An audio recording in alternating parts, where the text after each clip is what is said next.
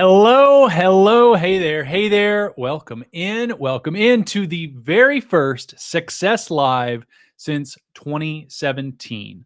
It's a new era at Success, as we've been telling you about for the last few months.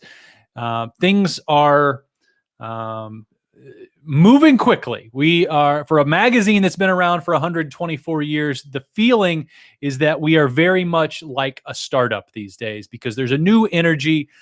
There's new goals, new, probably, hopefully, audience members, including some of you out there who are just getting to know me. I'm Josh Ellis, the editor-in-chief of Success Magazine.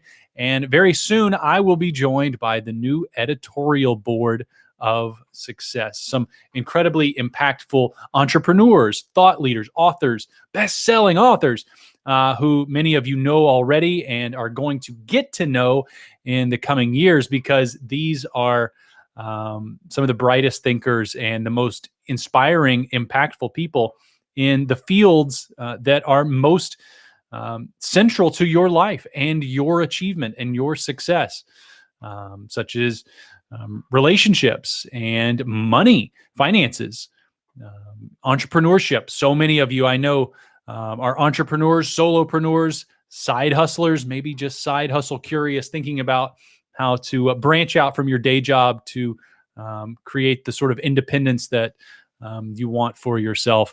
And of course, how to do all that and combine it with a lifestyle that creates the happiness that you want for yourself. We're going to be meeting the people who are going to help you down that path. And a little bit later on, we'll talk about a place that you can connect with them on an even deeper level, deeper than you could on Facebook or Instagram, Twitter, anything like that.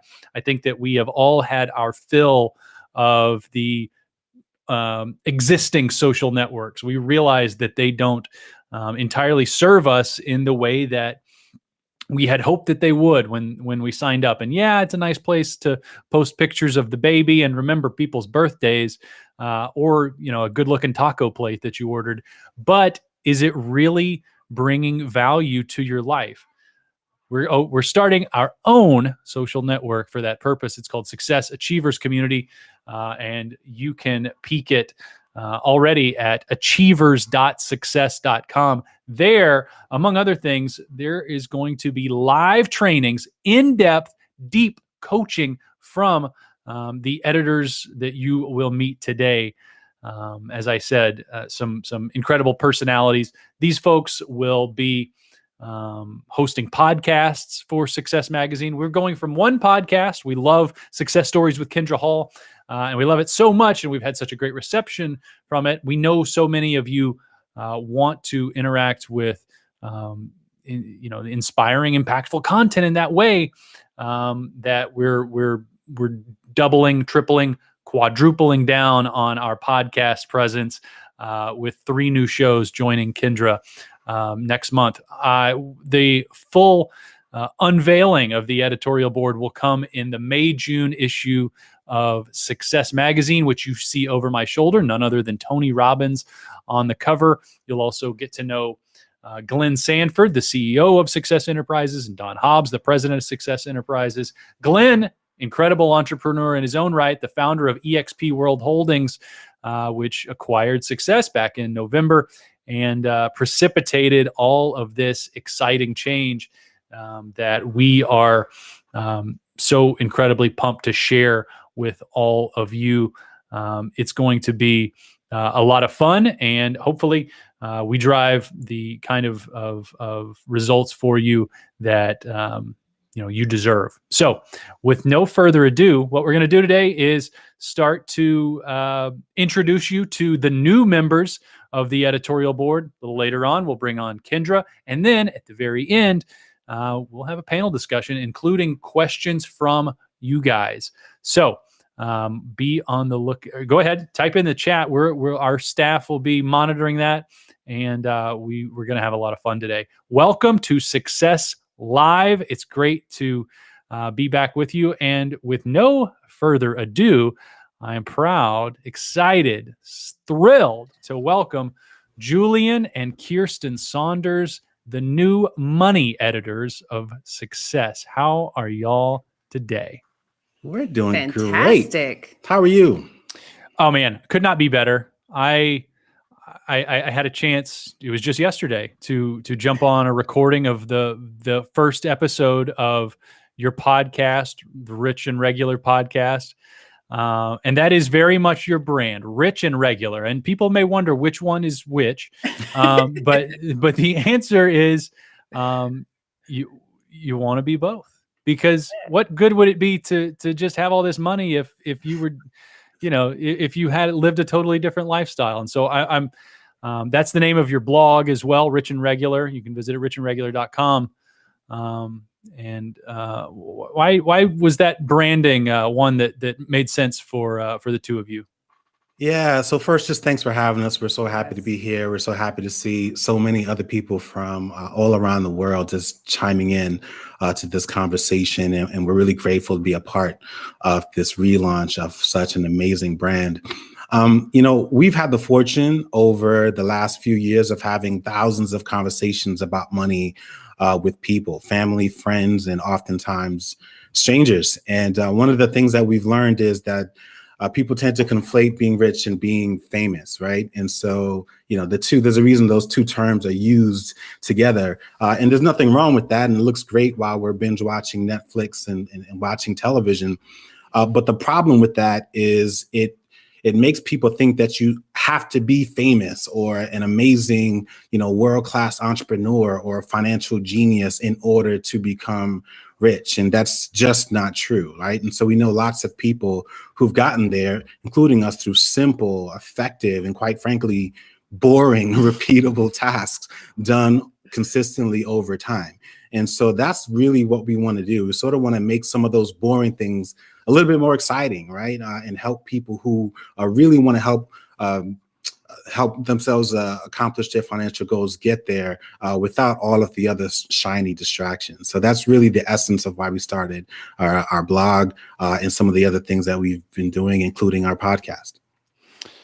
Got a book coming later this year that I know is going to be hot as well.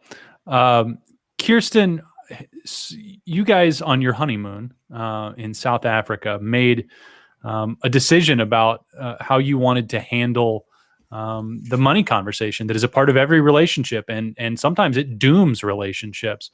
Tell that story, if you would, about because it's really central to how you got to this place. Yeah, I think a lot of people have probably been on vacation where they're sitting back and they're like, man, I wish I could have more times like this. I wish I could do this more often. And for us, it was South Africa. That was our honeymoon. And it was the longest break from work that we'd ever taken. It was 2 full weeks off, unplugged in a totally different time zone. And while we had been engaged in our finances prior to that, while we were dating, what South Africa did for us was kind of shift us from being on this debt freedom journey to being on a financial freedom journey. Because when we thought about when can we come back here, we thought about all the different exceptions and, quite honestly, the permission that we would need from our bosses and from our colleagues to leave for that amount of time. And, in the work world, there's only a couple of reasons why you need to be gone that long, a wedding, a marriage, a birth, a sickness, bereavement, things like that. And when we were thinking about just our leisure, it was, we really needed to make a change in our lives. And so we decided to pursue financial independence and get even more serious about our finances so that we could own our time. You guys have a son now. I have a young daughter, and being a parent has really encapsulated for me the purposes of making money, and it is to be able to just have some freedom to spend time with her. And I'm sure you feel the same way for your son. And a lot of people, when they think about reading about or listening to a podcast about money, they imagine that it's all about amassing wealth and huge tracts of land and eating caviar, but that's not really the point. We're so many of us are just trying to get back some freedom, some time to do the things that we do enjoy the most and spend time with the people that we enjoy the most. You're absolutely right. And, that's something that we we really try to highlight, we oftentimes say that we're aiming for the heart and not the head. And the reason for that is I can certainly tell you right after crunching some numbers what the future value of an investment might be. But for some people, sure, that might be enough to sort of wake them up and get them going.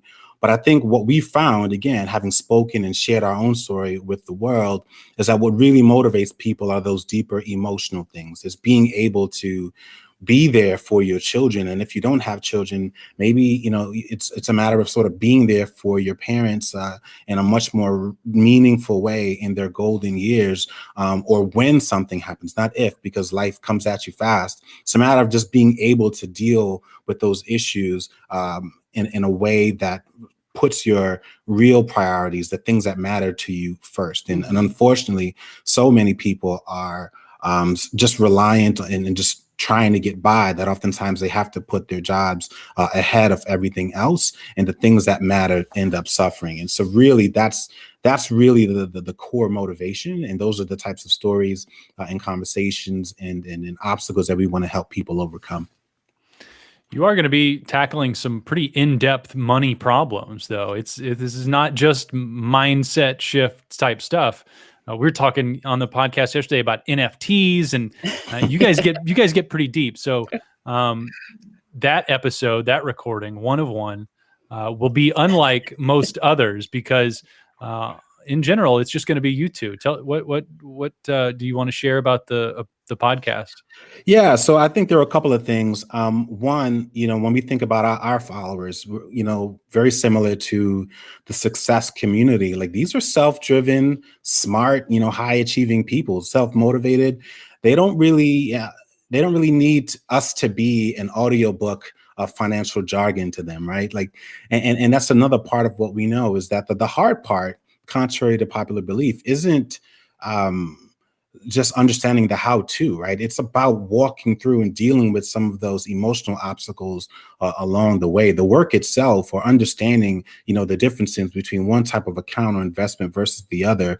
If you're a smart person, you can understand and wrap your heads around those things. It's simple addition, subtraction, and multiplication over time.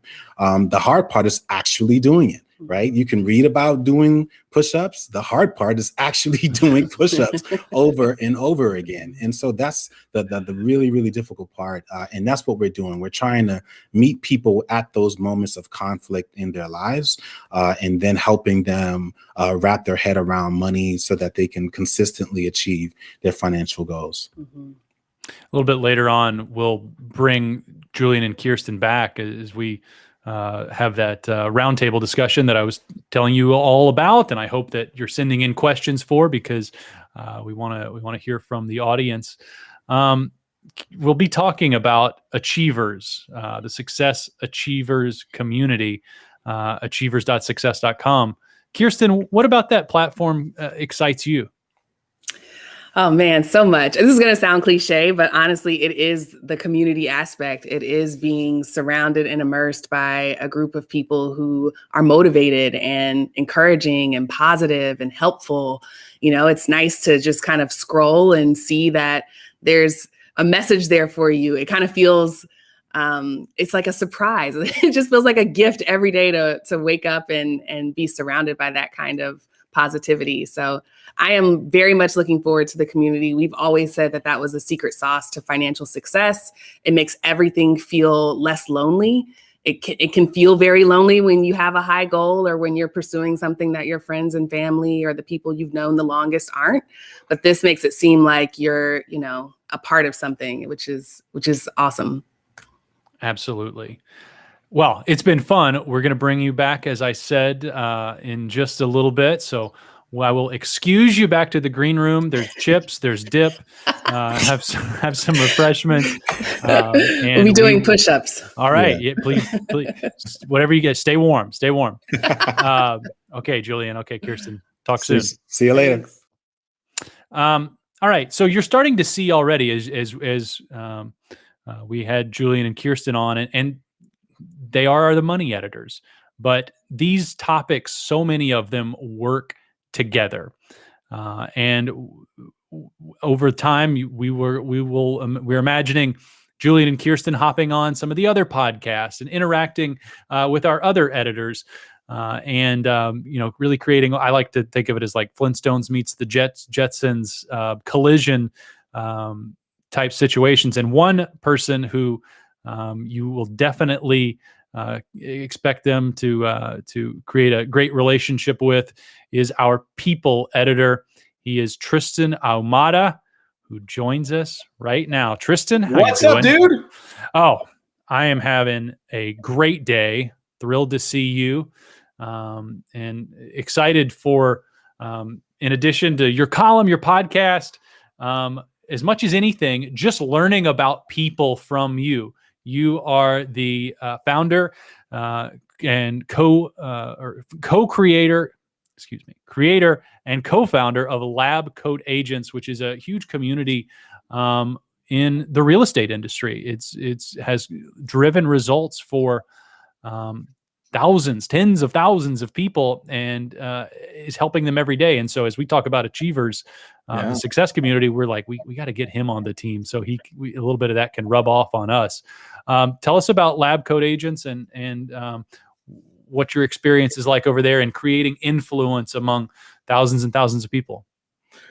Dude, well, first of all, thanks for having me. I see a few people that I recognize already commenting, so that's super sweet.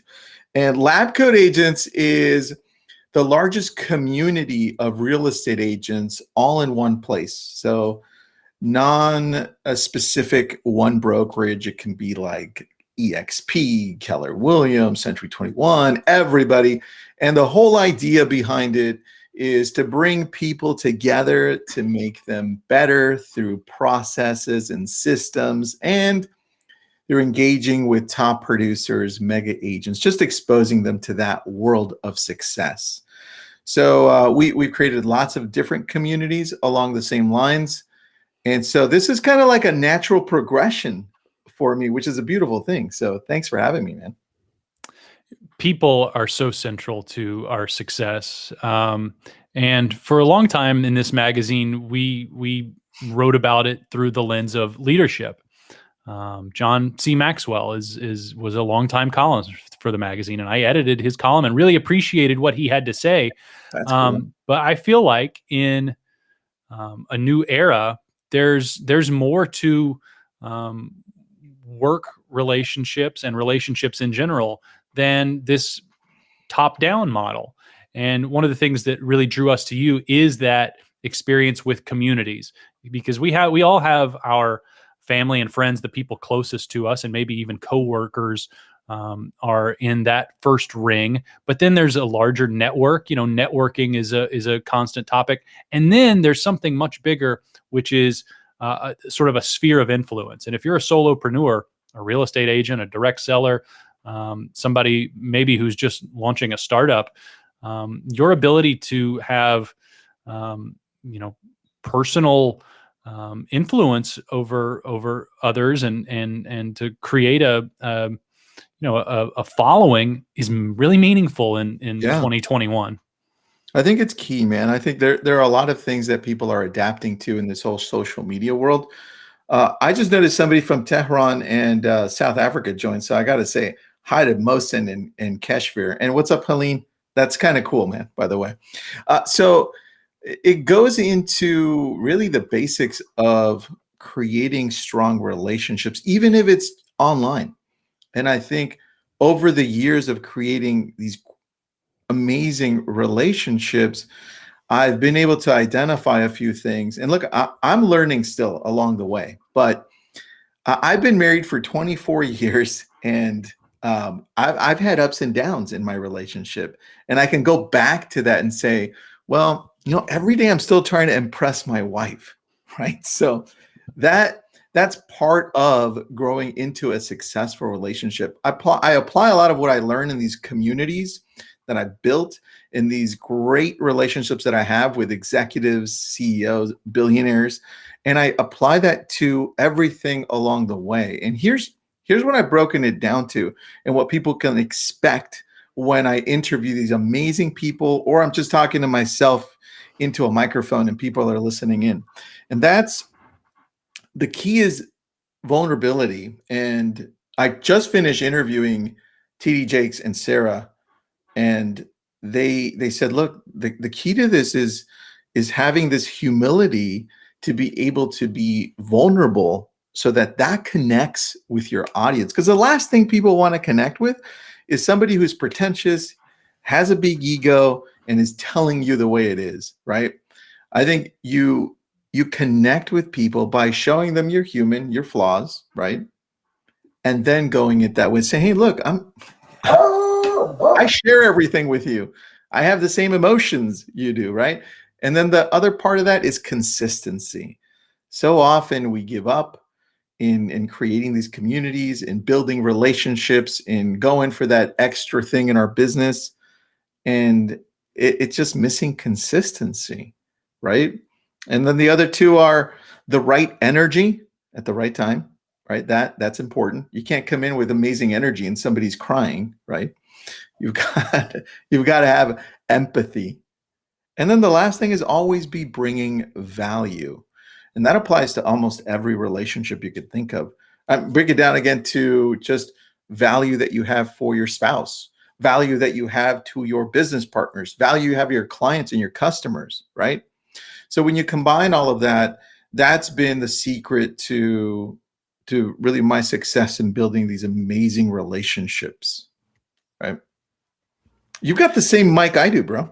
Yeah. Hey, the Rodecaster. I'm learning how to work it slightly, just inch by inch every day. A little bit later on, we'll talk to Kendra Hall, who's our lifestyle editor, and so much of what she's going to cover for us is working from anywhere, which includes working from home with when your coworkers are beagles and Labradors, and so that was Samson. Everybody got to say hello to. I joined you on for the first episode also of your podcast, Brilliant Thoughts with Tristan Ahumada. And we talked at length about your relationship with your wife, who you've called the sort of backbone for everything that you've done. You guys met when you were teenagers. So how do those closest relationships allow you to be your best self? Well, I think those are just amplified versions of the other relationships that you have, right? Those closest to you, if you have strong relationships and you know where you're failing, it's just an example of what's going to happen when you create those other relationships. So my wife knows my weaknesses, she knows my strengths, and I do my best to play to my strengths, right, in creating those other relationships. And I always lead with kindness. I'm like, you know what, if anybody's going to remember anything about me along the way when I'm building these relationships and then business opportunities come my way, it's that I was so easy to work with, that it was effortless, and I brought so much value. And it becomes a lot easier for somebody to remember and say, hey, you know what, Tristan made it so easy for us, and he's always innovative. Why don't we reach out to him? And that's been the key. I mean, that's been the key to my relationship with Facebook and Instagram, right? That goes back to the relationship I built with Glenn here, who ended up acquiring Success Magazine, right? So, dude, it's part of the whole people thing. That's why we're interviewing Jack Canfield from Chicken Soup for the Soul tomorrow, and he was there at the beginning when Success started growing back in the 70s. I mean, not the very beginning in the 1800s, right? But when it started growing a little bit more. And so I think that's going to be a great interview as well. It's just understanding success in other people's minds and how that works. I think we can all learn from that. Tristan, you are tearing it up already on achievers.success.com, the community there, really driving a lot of results from just you weighing in every day and being involved, and because of your background with Lab Coat Agents, we knew that you would be a star there. So thanks for doing that, and thanks for joining me today. We'll see you again here in about 20 minutes for the roundtable. Everybody out there, continue to get your questions in, and let's look forward to a lively discussion there. So much of the Success audience is made up of people who are looking for that freedom that we talked about with Julian and Kirsten earlier. And the place that comes from over and over in whatever economy is independence in the form of entrepreneurship. And it takes on a lot of different forms. Today we have side hustlers, we have people making money via online platforms that connect businesses to freelancers, and of course we have founders and traditional structures that are always going to be a part of the economy. And who better to talk about that with than the new entrepreneurship editor of Success Magazine, Rory Vaden. How are you, Rory? Hey, Josh. I'm doing good, man. Good to be here. Rory, of course, serial entrepreneur, best-selling author, and the host of the Success Line podcast with Rory Vaden. Look out. Here comes the Success Line. Super excited about that because it's a different structure than some of the other shows that are out there, including the ones on this network, because you watching this right now, there's a chance you could be a guest on the Success Line. Tell us about it, Rory. Yeah. Well, I've spent much of my career in coaching. My wife and I, you mentioned we've been entrepreneurs, and a couple of the businesses that we have built were coaching companies, and we built and sold an 8-figure coaching company a couple of years ago.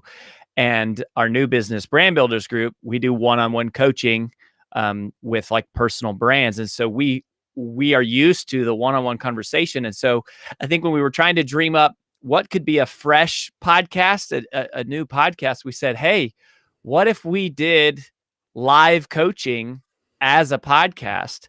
And so, I mean, you said it, Josh, that the idea with the Success Line is it's kind of like your lifeline, or, it's a hotline to ask questions, but to get one-on-one live coaching directly with me on real issues in your business. And I'm excited about it. I've been a podcast host for years, where I've interviewed, experts and authors and things.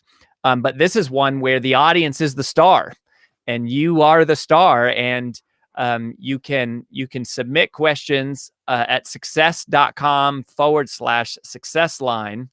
And you can request to come on the show, and we can do live coaching right on the spot. And the thing is, it's not just beneficial for the person who is the guest on that particular episode, because somewhere in the entrepreneurial journey, we all face a lot of the same questions, right? Yeah. I mean, it's, I think what part of what makes it powerful is the fact that you see that everybody else is struggling with the same things that you are. And that's something that I've grown to come to know, which is that we're all struggling with very similar issues. Even if you're a real estate agent, or you're in direct sales, or you're a financial advisor, or you're a doctor, or you are an executive at a company, like there's specifically if you are an entrepreneur or an intrapreneur, or if you're someone who's paid for results, there are very similar issues that we're struggling with. And so the questions that people ask come from real life. And so the answers aren't theoretical. They're not academic. They're practical. They're applicable. They're relevant. They're immediately, hard hitting. And I think it's been wonderful. We've recorded the first few episodes already of just realizing how powerful it is to have one person sort of volunteer and say, I'm struggling with this issue. And I know, and we've coached enough entrepreneurs over the years to know that issue is the issue that tons of people, if not all entrepreneurs, are struggling with. And so that's part of the fun too, is that after every interview, or I don't know if interview is the right word, after every coaching session, I do a debrief where I come back and kind of like apply and talk about applying what just happened in that conversation for anybody listening. Over on Success Achievers community, you'll be doing live training every month. It's a great place to really get even more in depth with somebody who has such a great background in entrepreneurship. I mean, multiple 8-figure businesses you've built. a lot of people can, catch lightning in a bottle once, but what's sort of the secret to doing it again and again, making it repeatable? Yeah, well, it's interesting. As I've studied ultra performers, people I would consider as the top 1%ers in all different industries for my whole career. And if there's one thing that these people have in common, it is the ability to get themselves to do the things they know they should be doing, even when they don't feel like doing them. In a word, it's self-discipline. And of course, that was the subject of my first book, Take the Stairs, which was the New York Times bestseller. And it was part of how I built my personal brand and how our team really started to become known. And so self-discipline is, Take the Stairs as a metaphor for doing the thing you know you should be doing, even when you don't feel like doing it.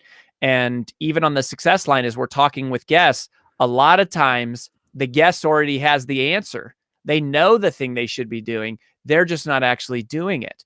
And so we're going to be talking about how to, like, the psychology of getting yourself to do those things, because that's just the secret to success. I don't think is such a big secret, but the challenge is not just in the information of it; it's in the application of it.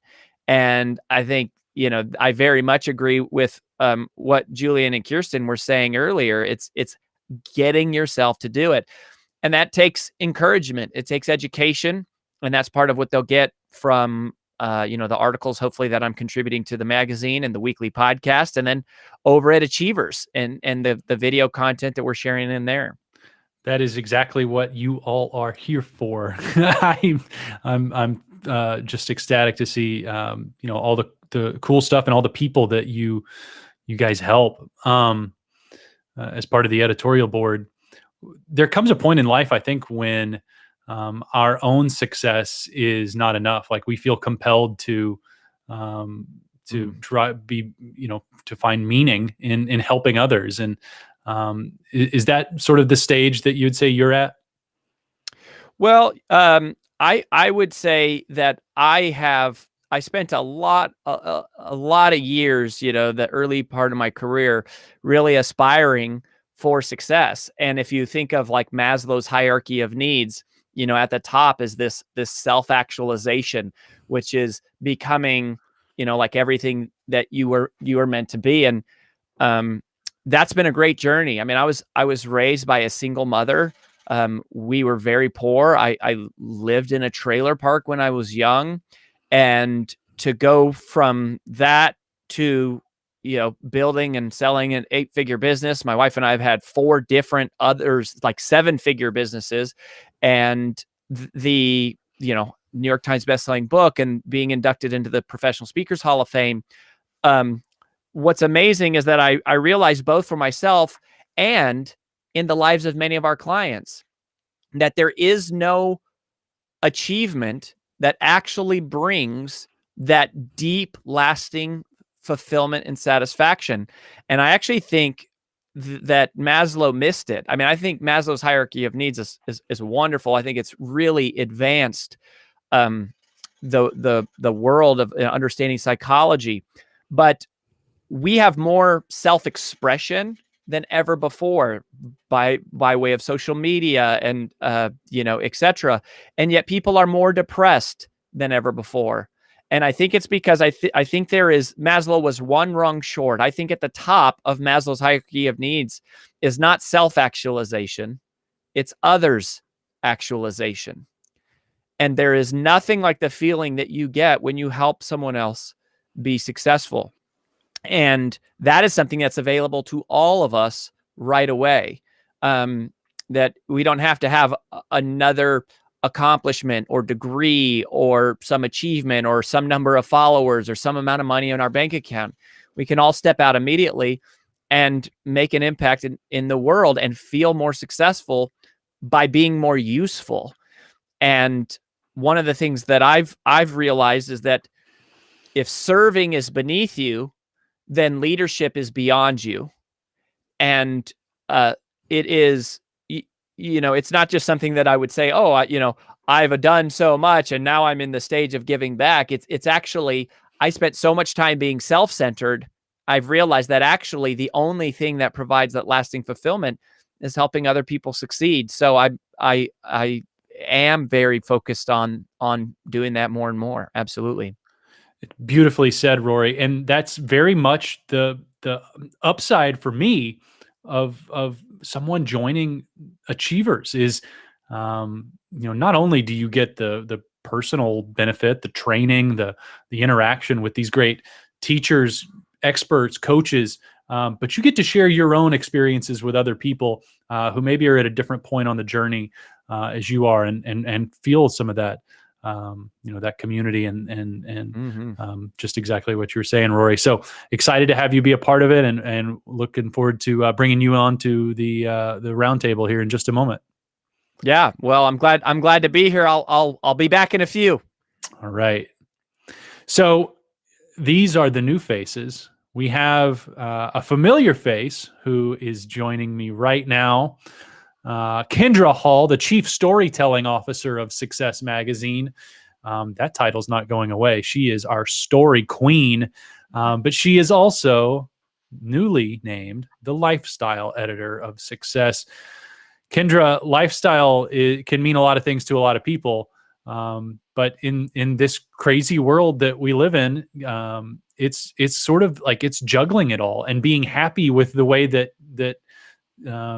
you the picture that you create for yourself.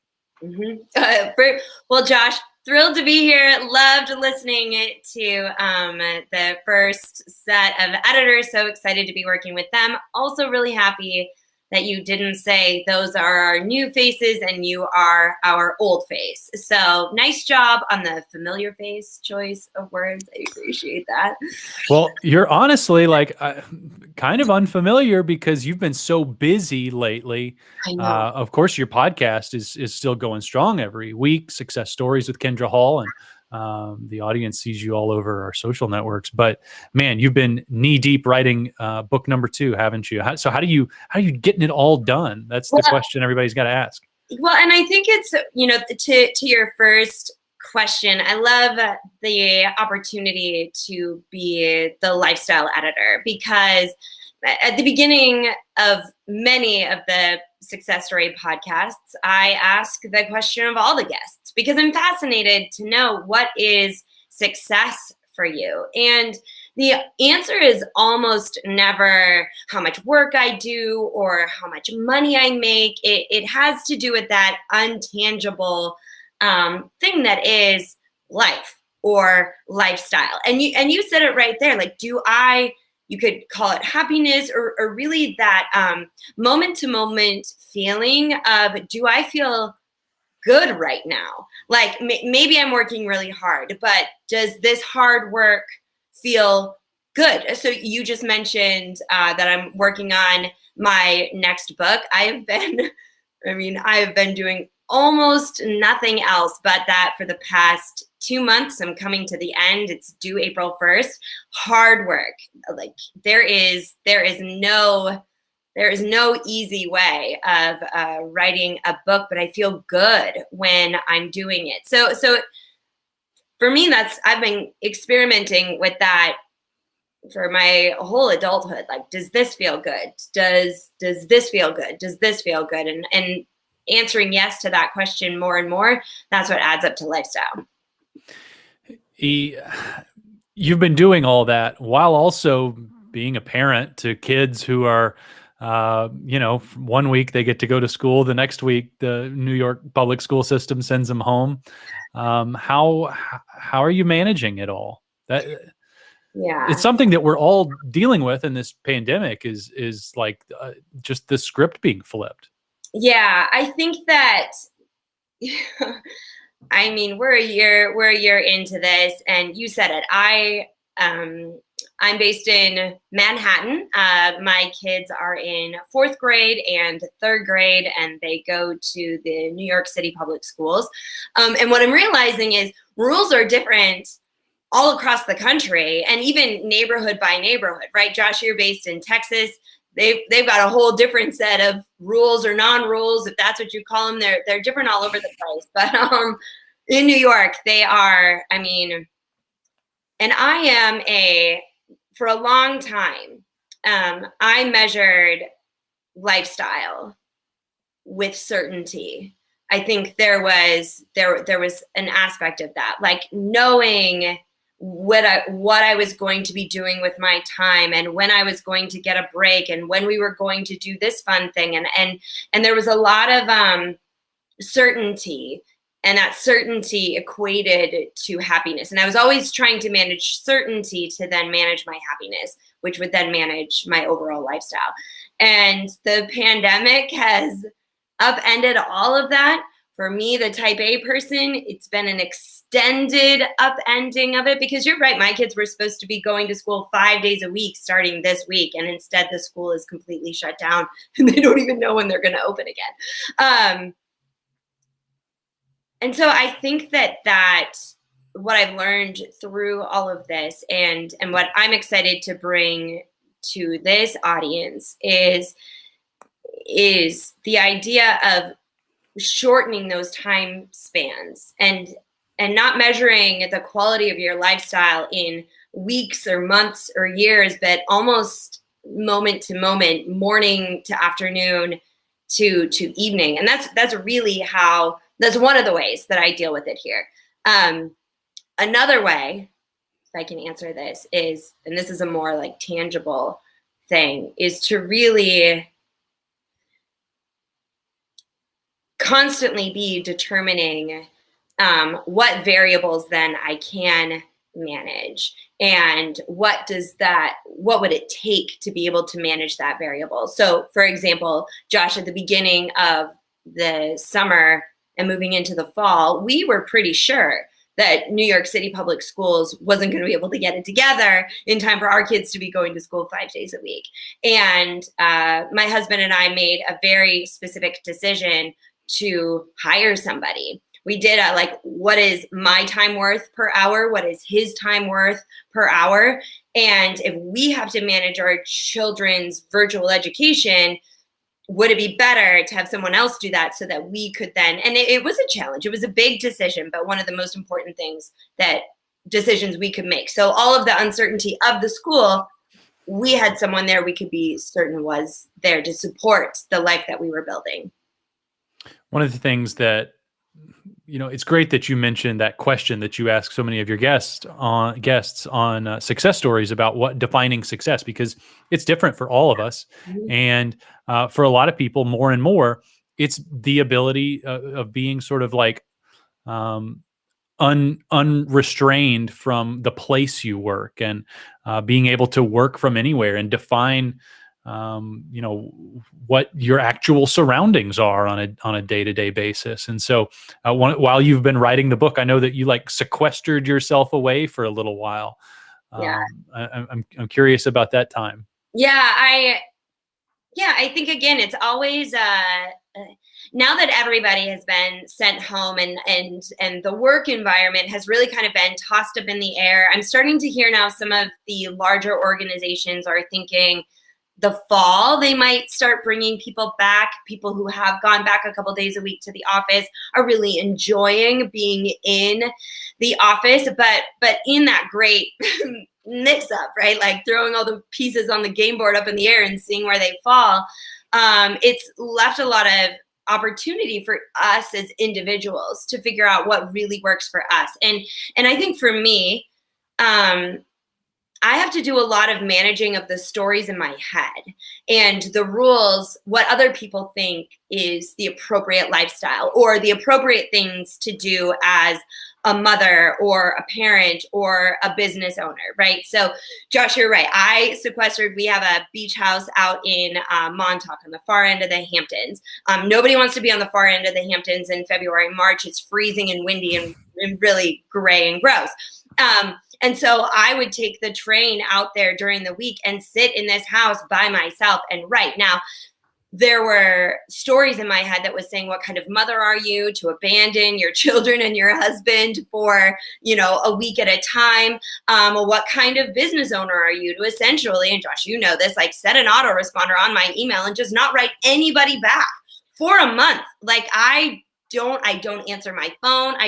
And you're hearing this, well, who do you think you can hear these stories? Who do you think you are? You're going to miss opportunities. But for me, that felt right.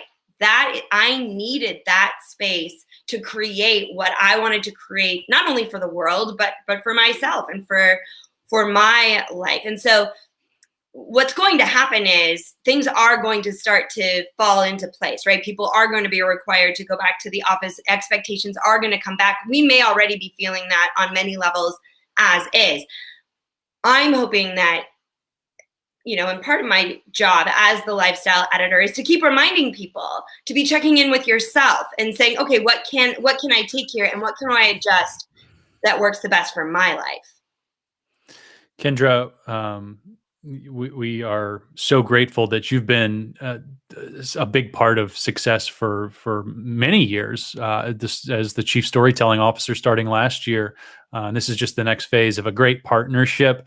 I'm thrilled to have you continuing, but I'm also thrilled that we have many more new partners. And so the time has come for the roundtable. Been promising it this whole time, and we have everybody back now. Still expecting Glenn Sanford, CEO of SUCCESS, to drop by in a little bit. He's also he's here. Okay, looks like Glenn. All right, we'll get Glenn the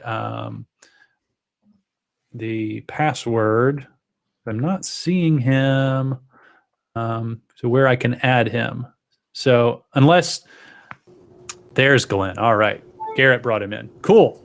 We're all here. Glenn, as you were listening to this crew talk about their roles as members of the editorial board and all the things that we're putting together with the magazine and their podcast and success.com and of course achievers.success.com.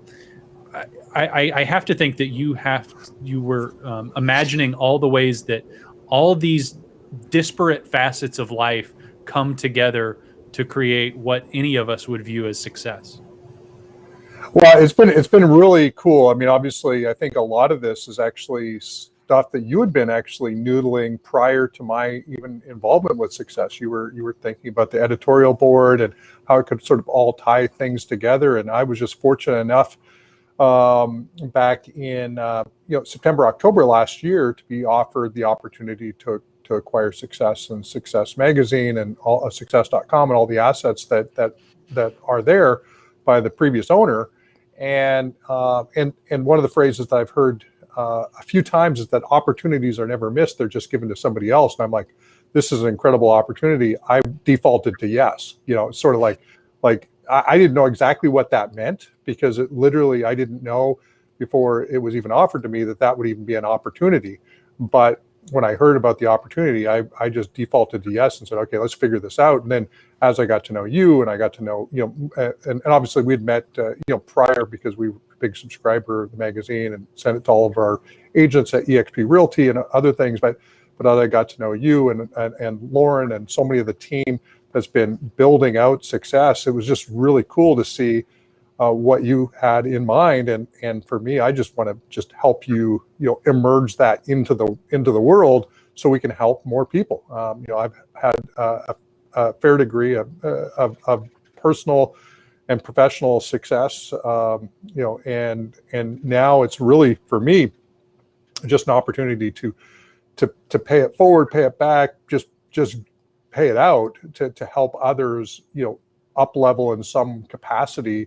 And to just show, at least from my one journey and our collective journeys, ways that we've been successful so that, others can have an opportunity to pick up a piece here or pick up a piece there and add it to their life, add it to their arsenal, try something new, see if it works. If it doesn't, that's okay. If it does, that's awesome because maybe you can build on it. And so bringing all these editors together, and I got to know Rory actually, ironically, not because of success, but because of another project I was working on. Tristan and I have known each other for since 2013 or 14, maybe someplace in there, in the real estate industry, and of course getting just to meet everybody. So it's just really cool how this is coming together. It's really feels like we're building a new family, and that we've all got a mission to help others, and we're all defaulting to how do we help others, because at the end of the day, it comes back to Zig Ziglar's famous quote, which I truly believe is one of the most profound quotes ever stated, in modern time, and that is, you can get anything you want in life if you just help enough other people get what they want. And so if you focus on helping others first, then opportunities will show up that you'll benefit from as well. And even though we a lot of times just the idea that there's benefits to helping is sometimes enough for people to be willing to pay it forward. The giver's gain and all the other things that go along with that. And I'm right in there with everybody else. I want to build a business. I want to make an impact. I want to leave a thumbprint on this thing we call life, and all that comes down to how many people can we impact, how many people can we help, and so success is just such a great platform for doing that. I love that you used the family analogy. And as I look at our screen here, it's almost like the Brady Bunch type of the opening credits. And there's actually room in this family for more people. Today is the last day for you, yes, you, anyone out there, to apply to join our editorial board at success.com/hustle. You can enter your name into an open casting call for our hustle editor. We've got a couple positions that we're still looking for the right person for. I had hoped that we would get everybody on the team in time for this May-June issue of the magazine, which will be on newsstands shortly and heading out to subscribers. But as I told folks, it was more important that we get the right people. And so I know that we have that in this group, and Rory and Tristan and Kendra and Julian and Kirsten. And I'm excited, so excited to see what you all bring on Achievers, the Success Achievers community at achievers.success.com, where there's just so much potential for good to be created in people's lives, and for everyone to bring their expertise, their mentorship, their experience to help someone else. It's not just these guys, it's all of you. So we want you to join. Glenn, you really had the vision for the community. Where did that idea come from? 2020 was a unique year at social media. To say the least, it was the most polarizing year I can remember. And if you were for one person, then you were evil. And if you were for the other person, you were evil to another group. And so it was like this really craziness that was going on social media wise. And I'm trying to be Switzerland, because I'm not, because at the end of the day, I actually think that if we, that everybody's got, a good, they all want to do things for different reasons, but if we can, support our elected politicians, and we can be of value to them, then I think that a lot of this noise goes away.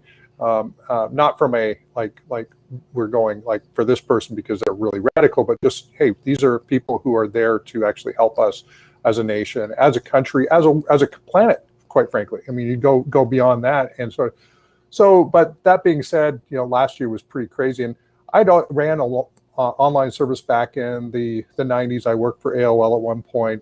Obviously, we're all familiar with social media, but when I started to see that we've got 5+ million people as part of our larger success community, and seeing all of these platforms, just recognizing that we're a voice of positivity in a world that can sometimes be a little bit disjointed. Doesn't it make sense to maybe pull everybody into a single community of like-minded people? Because as we, you are the average of the 5 people you hang around with the most. And a lot of times the people you're hanging out with the most are people on social media. And so if you can just up level the people that you're hanging out with, social media wise, you can, again, just think about, do things differently. And if it comes from a positive perspective of, we believe in you, you have huge potential, we're here to help you, we're here to create serendipitous collisions with other like-minded professionals and individuals, how much easier could it be to actually live that out, or at least make steps in it?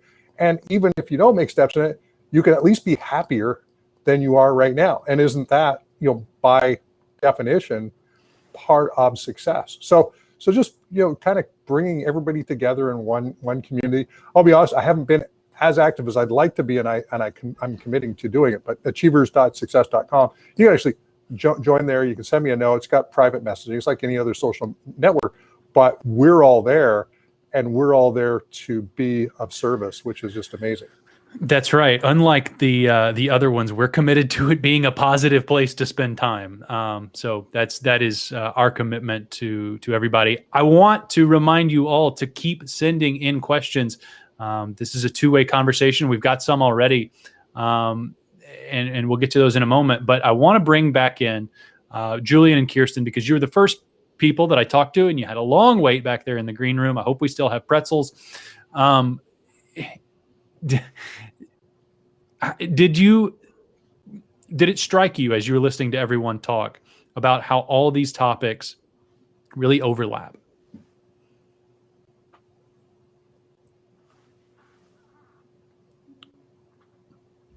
Can you hear us? Oh, we were on mute. Oh, there you go. There you are. I suspected we were.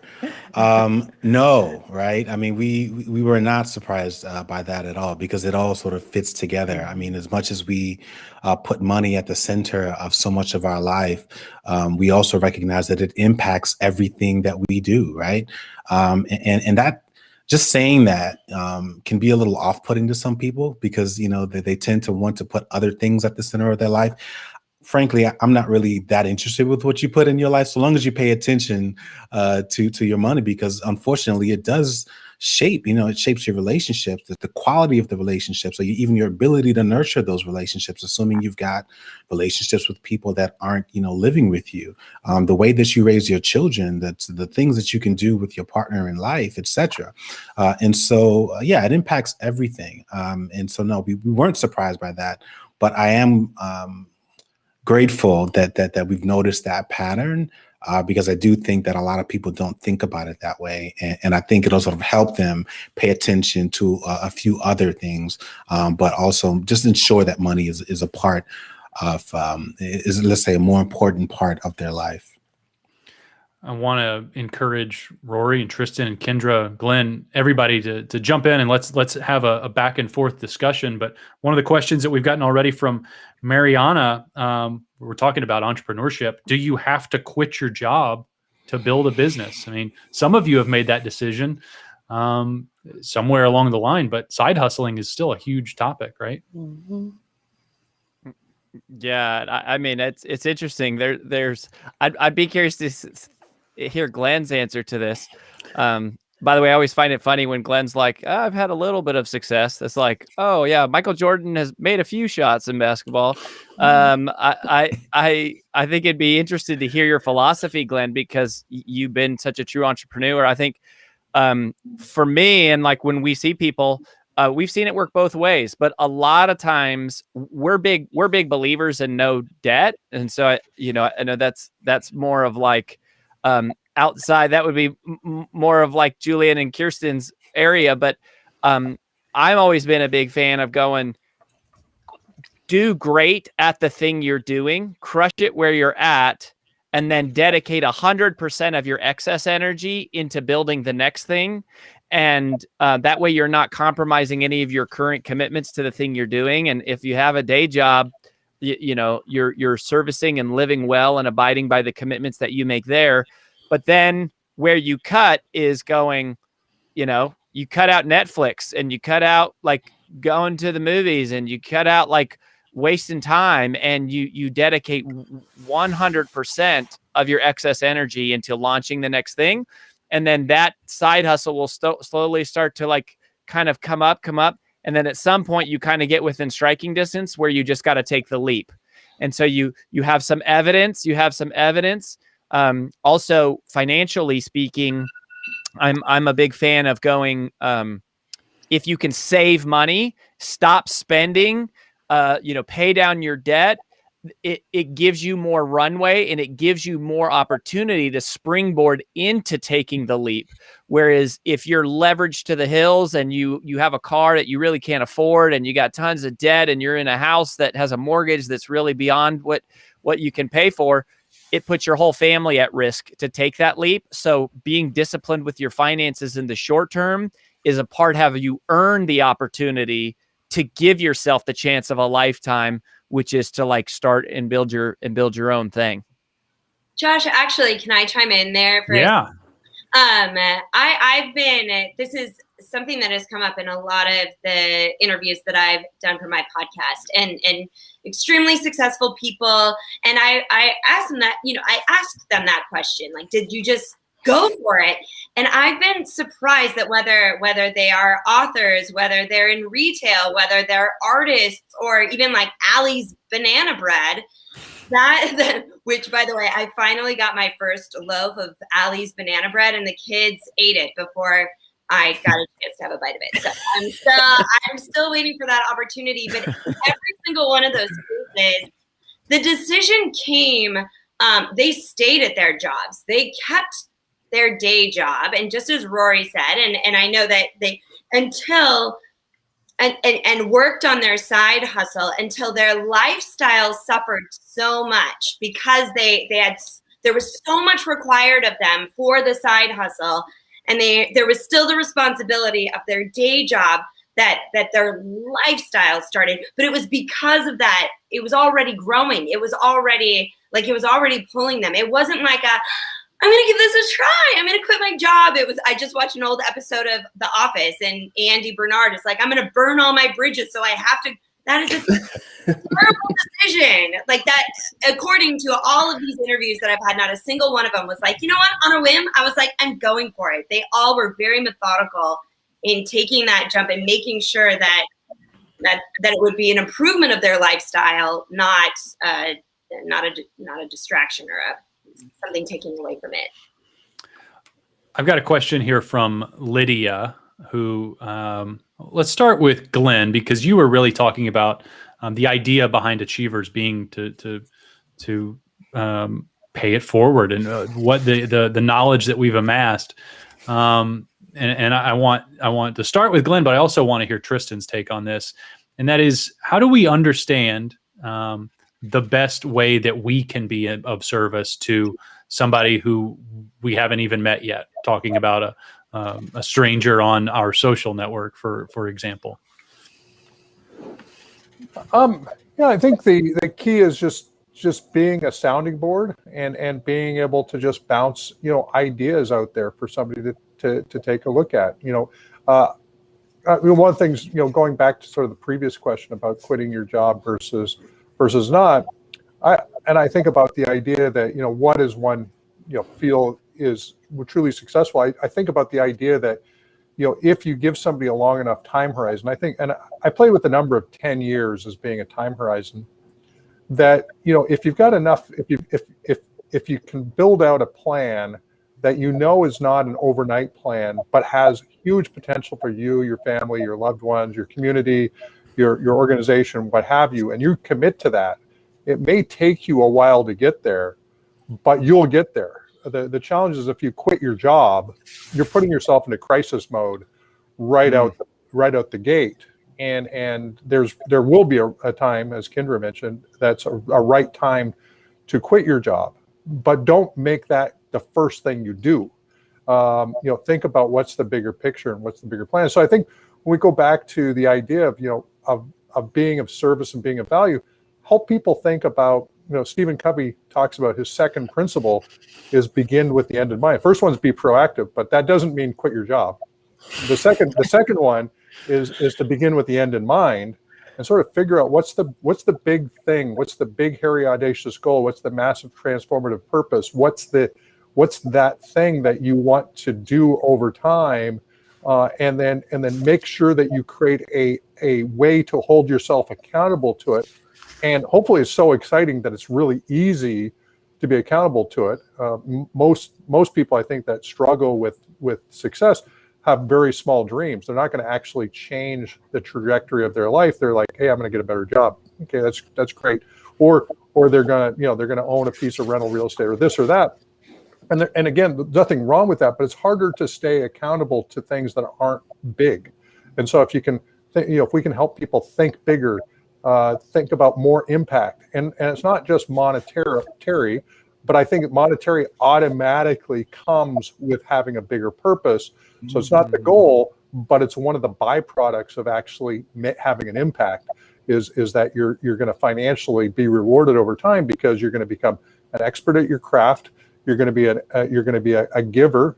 People are going to want you to help them, and then there are going to be people that are going to show up that are going to want to pay you for that same product or service that you've now mastered and you've decided to give out to everyone. So, and Tristan, you're probably like on this stage, at least for my way I see it, is you've probably been like one of the poster child for that exact mindset and what you've done with lab coat agents and other things. Yeah, man, thanks. I appreciate that. A book that comes to mind with everything you guys are talking about is by Adam Grant. It's Originals. Originals. Yeah. Right. I was thinking the same thing. Mm-hmm. Like, damn, a lot of this stuff sounds really familiar. So take a look at that. And with that, Glenn, yeah, you and I met a while back, and I think I connected with you because you were super kind and humble, and your approach to the world that we're in is a little different, right? Because I come from a real estate background. I was a telemarketer at heart, and that whole world is aggressive, right? Sales in your face. And it was different with Glenn. And I connected with him because I was like, that's who I am. This is cool. And it started showing me at that time that people could be successful by actually approaching the world through humility, right? And through kindness. And I think that opens a lot more doors than what we sometimes see through the media, because the media focuses on so much negativity in general, right? So I think this place where we're in, I think we can just lead the way through really just being as kind as possible and showing the opportunities that arise from being able to just be you. Like, I was listening to Kendra and she's like, I'm just being me. And I love that, because that authenticity, I can connect with her through it, right? It's her. And a lot of the times we don't get that from people. They're pretending to be somebody else, pretending to be this hardcore person that nobody really wants to listen to. Right? So I love that. Well, and I just what you were saying there, Tristan, about like the being kind, and also this question about, how do I network with people? Or people will say, how do I know what business I should start? Or how do I find my purpose in life? All of these questions that we ask tend to be from a self-centered perspective of like, what should I do? And I think that your life really starts to change when you shift from asking like, what is my purpose? Or how can I make money? Or how can I network? And instead, if you just ask the question, how can I help? Like, surely for somebody, like if you take Glenn as an example, I think Glenn needs another notch on his belt, or another dollar in his pocket, or another like business to deal with and manage. But he's drawn to success, was drawn to this because of the opportunity to impact. And I think it's like everybody there's not a level of money or anything that fills people like being able to help and just saying, how can I help? And I think we asked the wrong question of like, what's my purpose, or what's the way I can get rich, or what's the way I can get famous, and just go, if you just say, how can I help? Like, the answers will reveal themselves. And, like, you'll also, like what Tristan is saying, you'll just be much more kind. I love that. Glenn's side hustle needs a side hustle. Right, Glenn? Well, We have, when we talk about the idea of becoming an expert at your craft, that part, at least what I was referring to, is the hustle side. I mean, the reality is that everybody here in this group has hustled their asses off to get to where they're at. And a lot of times we make it look easy because you're kind of seeing us at a point where we're already now successful, but we're not successful because because we didn't hustle. There's a point in time where you hustle your ass off, and that's at the beginning of any endeavor. And then there's a point where you start to actually sort of get some of the fruits of that. And then there's a point where literally there's more value in helping others than there is in just continuing to hustle. And I think that's the cool thing is that that's the thing, every one of us that's part of this. Eventually, if you hustle your ass off, your Batunsky off, whatever term you want to use, that eventually you're gonna be able to be in a position where people are going to help and you're gonna be able to help other people. So we've got just a few minutes left here. I want to. There are people out there who will say, "I'm already on Instagram. I'm on Facebook. I'm full of social networks." We've been telling you about Achievers, the Success Achievers community, which you can go to at achievers.success.com. How do you, for anyone on the panel, has there been a time in your life when you had to give yourself permission to do something that was good for you? Yeah. Yeah. I definitely have had that, especially when it came to personal development. I was very good at giving myself permission to splurge and indulge in parties and finer things, clothes, all the surfacey things. But when it came to investing in my brain and my development and my future, I always was a little hesitant. And so being in a community like Success Achievers, where you're surrounded by people who encourage you to put what you're learning into practice and not just collect knowledge and insights like shiny little trophies, but to actually say, you read this article on Monday, you were moved by it, go do something about it. And to help you fall in love with the process of self-development would have been a huge accelerator in my growth, because I was so results oriented, and some of those results, to Glenn's point, if it's a big dream, it takes a while. And so to have a group of people who help you fall in love with the process and hold you accountable daily, and you can log in and see positive messages of reinforcement, like it makes it a lot easier to take that very next step instead of feeling overwhelmed by how big the goal is. I would add to it. I've had recently, there's a lot of noise with all of the various social media, right? Have you seen that? Like, I don't even have Facebook on my phone anymore. Instagram, I go on there and it just like makes my eyes cross, or I end up getting triggered somehow because there's just something there. So there is a lot of noise. Additionally, I've learned most recently, and I wish this was something that I had paid attention to earlier on in my career, but there are a few people that have recently come into my life who truly are experts at what they do. Like they just like you're seeing this group of people here right now. They've done it. They've tested it. They've tried it. They've seen success. They've endured failure. They've built themselves back up again. And I've learned that just even in the course of the past couple months, one sentence from one of those people is worth like 10 hours, 100 hours of scrolling on Instagram. Like I have had sentences spoken, 5-word sentences spoken to me over the course of the past couple months that have changed my life already. So I think that is what's really happening here. Is it's a refinement, it's a curation. It's, that with us here, and there are going to be other voices that you see in the community. These are people who aren't just making more noise.